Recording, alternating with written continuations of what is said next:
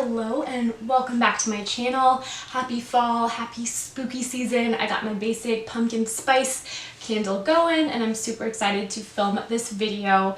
You guys have been engaging a lot with some of my more Q&A based videos, so just wanted to give the people what they want and throw another one of those your way in hopes that it helps. This video is going to be the main questions you should ask before accepting an esthetician job. A lot of questions I wish I would have asked and some that served as very helpful in kind of allowing me to make the best choice I could.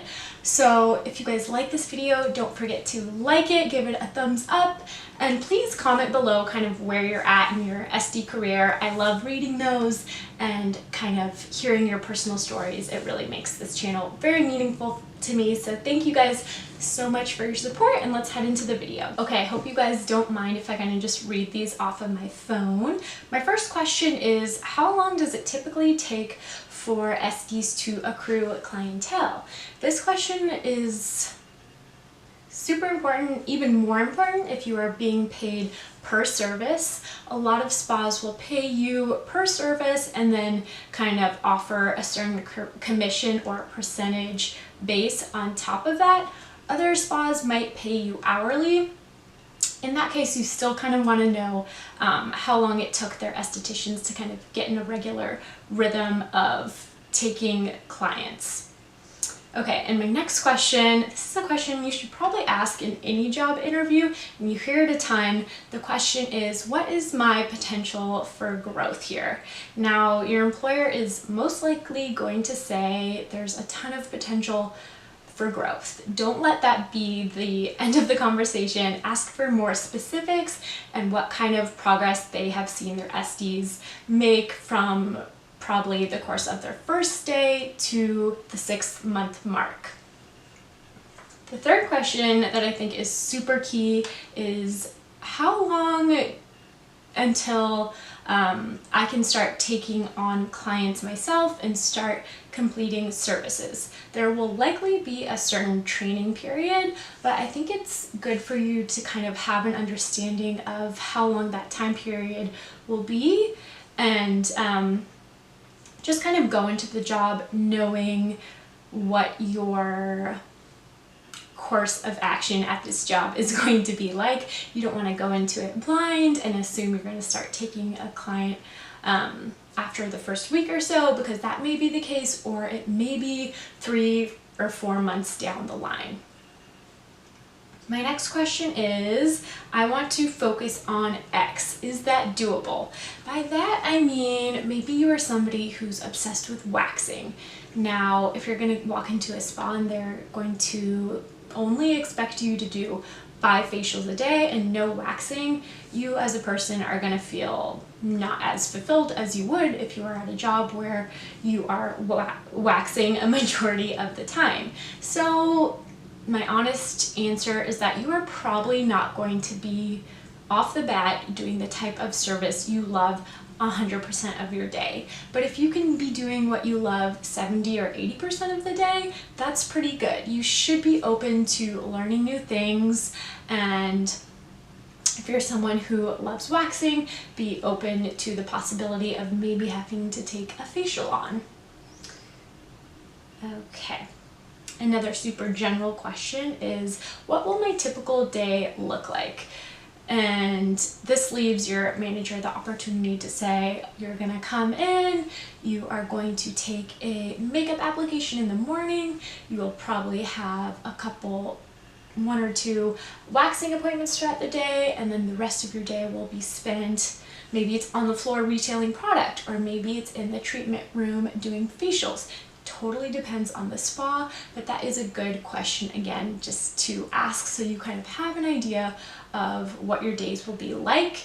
This can completely vary from spa to spa, so asking this question will allow you to find a spa where you can really spend your time doing what you love and what you sought out to do by going to school and taking your license test and doing all these things to get where you want to be. Next super important question, what modalities and techniques and services will I be trained on? asking this question will also kind of give you a better idea of the type of growth you can have at a spa.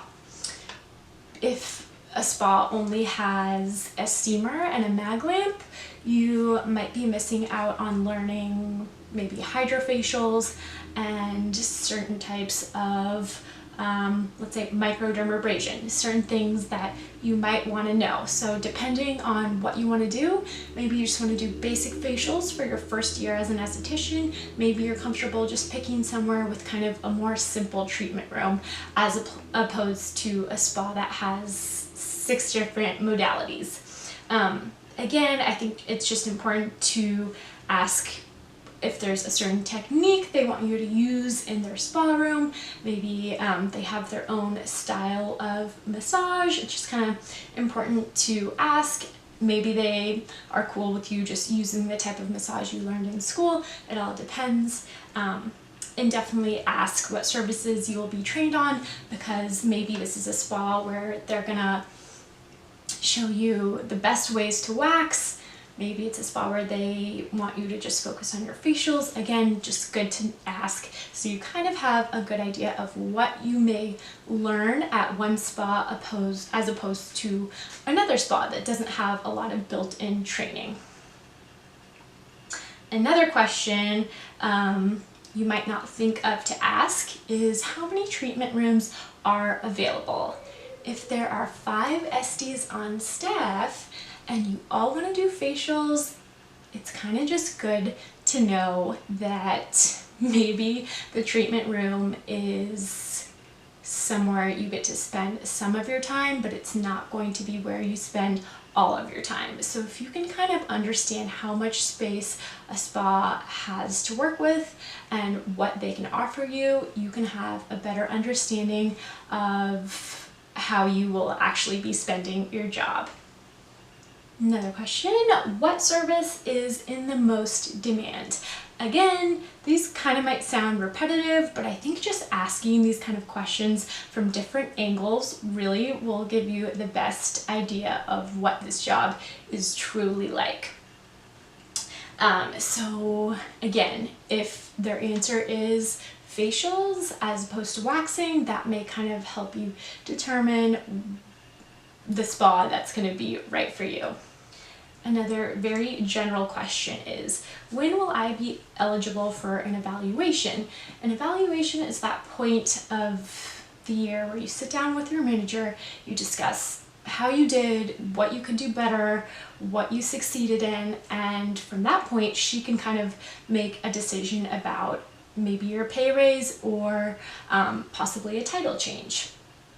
And kind of having this term nailed down in advance keeps them accountable so you don't stay in one position for years, you know? Next question, who would I report to? It could be that the person interviewing you is not on site a majority of the time.